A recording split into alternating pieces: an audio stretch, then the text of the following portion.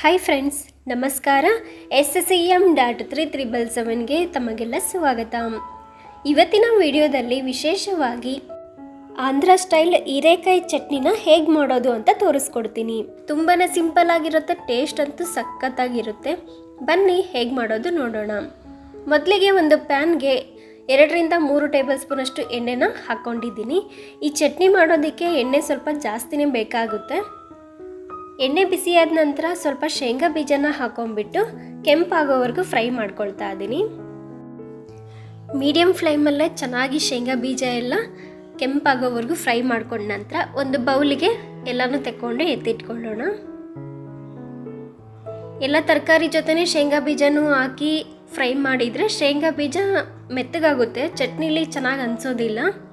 So ಈ ರೀತಿ ಮುಂಚೆ ಫ್ರೈ ಮಾಡಿಬಿಟ್ಟು ಒಂದು ಬೌಲಲ್ಲಿ ಎತ್ತಿಟ್ಕೊಂಡು ಕೊನೆಯದಾಗಿ ಶೇಂಗಾ ಬೀಜನೂ ಹಾಕಿ ಮಿಕ್ಸಿಲಿ ರುಬ್ಬೋದ್ರಿಂದ ಚಟ್ನಿಯಲ್ಲಿ ಒಳ್ಳೆ ಕ್ರಂಚಿನೆಸ್ಸು ಫ್ಲೇವರು ತುಂಬ ಚೆನ್ನಾಗಿರುತ್ತೆ. ನೆಕ್ಸ್ಟು 4 ಹಸಿಮೆಣಸಿನ್ಕಾಯಿನ ಈ ರೀತಿ ಉದ್ದ ಕಟ್ ಮಾಡಿ ಹಾಕ್ಕೊಂಡಿದ್ದೀನಿ. ಹಾಗೆ ಒಂದು ಮೀಡಿಯಮ್ ಸೈಜ್ ಈರುಳ್ಳಿನ ಈ ರೀತಿ ಕಟ್ ಮಾಡಿಬಿಟ್ಟು ಹಾಕ್ಕೊಳ್ತಾ ಇದ್ದೀನಿ. ಹಾಗೆ ಸ್ವಲ್ಪ ಕರಿಬೇವು ಸೊಪ್ಪು 3 ಹಾಕಿಬಿಟ್ಟು ಈರುಳ್ಳಿ ಎಲ್ಲ ಕಲರ್ ಚೇಂಜ್ ಆಗೋವರೆಗೂ ಫ್ರೈ ಮಾಡ್ಕೋಬೇಕು. ಈರುಳ್ಳಿ ಎಲ್ಲ 70% ಚೆನ್ನಾಗಿ ಫ್ರೈ ಆದ ನಂತರ ನೋಡಿ, ಹೀರೆಕಾಯಿ ಫುಲ್ ಸಿಪ್ಪೆ ಎಲ್ಲ ತೆಗ್ದಿಲ್ಲ, ಬರೀ ಏಣಷ್ಟೇ ತೆಗೆದ್ಬಿಟ್ಟು ಈ ರೀತಿ ಉದ್ದುದ ಕಟ್ ಮಾಡಿಬಿಟ್ಟು ಸೇರಿಸ್ಕೊತಾ ಇದ್ದೀನಿ. ಹೀರೆಕಾಯಿ ಎಲ್ಲ ಎಣ್ಣೆಯಲ್ಲಿ ಚೆನ್ನಾಗಿ ಫ್ರೈ ಆಗಲಿ. ನೋಡಿ, ಈ ರೀತಿ ಸಾಫ್ಟ್ ಹೀರೆಕಾಯಿನ ಕೂಡ ಸಾಫ್ಟ್ ಆಗಬೇಕು, ಎಣ್ಣೆಯಲ್ಲಿ ಚೆನ್ನಾಗಿ ಫ್ರೈ ಆಗಬೇಕು. ನೋಡಿ, ಈ ರೀತಿ ಸ್ವಲ್ಪ ಕಲರ್ ಚೇಂಜ್ ಆಗಿದೆ. ಅಷ್ಟು ಆಗೋವರೆಗೂ ಹೀರೆಕಾಯಿ ಫ್ರೈ ಆದ ನಂತರ ಟೊಮೊಟೊನ ಸೇರಿಸ್ಕೊಳ್ತಾ ಇದ್ದೀನಿ. ನಾನಿಲ್ಲಿ 2 ಮೀಡಿಯಮ್ ಸೈಜ್ ಟೊಮೊಟೊನ ಹಾಕ್ಕೊಂಡಿದ್ದೀನಿ. ಹುಳಿ ಟೊಮೊಟೊ ಆದರೆ ಒಂದೇ ಹಾಕ್ಕೊಳ್ಳಿ. ಟೊಮೊಟೊನೂ ಕೂಡ ಚೆನ್ನಾಗಿ ಸಾಫ್ಟ್ ಆಗಬೇಕು.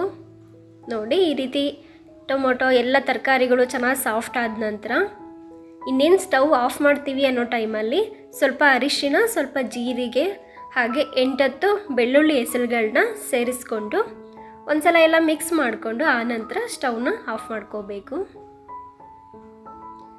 ಈ ರೀತಿ ಎಲ್ಲ ಮಿಕ್ಸ್ ಮಾಡಿಕೊಂಡು ಸ್ಟವ್ನ ಆಫ್ ಮಾಡ್ಕೊಳ್ತಾ ಇದ್ದೀನಿ.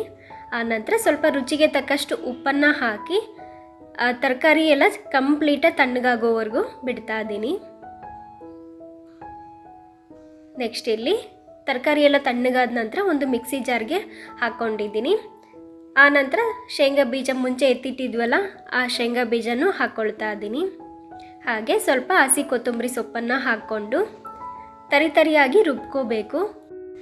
ಈ ಚಟ್ನಿ ತುಂಬ ಸಣ್ಣಗಾದರೆ ಅಷ್ಟು ಟೇಸ್ಟಿ ಅನಿಸೋದಿಲ್ಲ, ಅದಕ್ಕೋಸ್ಕರ ಜಸ್ಟ್ ಆನ್ ಆಫು ಮಾಡ್ಕೊಳ್ತಾ ಈ ರೀತಿ ತರಿಯಾಗಿ ರುಬ್ಕೊಂಡ್ರೆ ರುಚಿಕರವಾದ ಆಂಧ್ರ ಸ್ಟೈಲ್ ಹೀರೆಕಾಯಿ ಚಟ್ನಿ ಸರ್ವ್ ಮಾಡಲು ರೆಡಿ. ರೊಟ್ಟಿ, ಚಪಾತಿ, ಅನ್ನಕ್ಕೂ ಕೂಡ ಈ ಚಟ್ನಿನ ಸರ್ವ್ ಮಾಡ್ಕೊಂಡು ತಿನ್ಬೋದು. ತುಂಬಾ ಟೇಸ್ಟಿಯಾಗಿರುತ್ತೆ, ಹಾಗೆ ಮಾಡೋದು ಕೂಡ ಅಷ್ಟೇ ಸುಲಭ. ಇವತ್ತಿನ ಈ ರೆಸಿಪಿ ನಿಮಗೆಲ್ಲ ಇಷ್ಟವಾಗಿದೆ ಅಂತ ಭಾವಿಸ್ತೀನಿ. ಮತ್ತೆ ಇದೇ ಥರ ಹೊಸ ರೆಸಿಪಿಯೊಂದಿಗೆ ಸಿಗೋಣ. ಅಲ್ಲಿವರೆಗೂ ನಮಸ್ಕಾರ.